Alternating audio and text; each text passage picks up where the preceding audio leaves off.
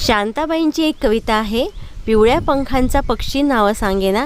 तसाच मला हा पांढऱ्या पंखांचा एक पक्षी आहे, तो नाव सांगत नाही आहे आणि याचं पोट पण पांढरं आहे आणि याचा आवाज तर इतका सुरेख असतो, सकाळी सकाळी खूप मन प्रसन्न होतं बघा. कुणाला याचं नाव माहिती असेल तर कमेंट बॉक्समध्ये नक्की लिहा. याचा आवाज असा खूप छान शिटी मारल्यासारखा असतो. पुढच्या क्लिपमध्ये याचा आवाज ऐका.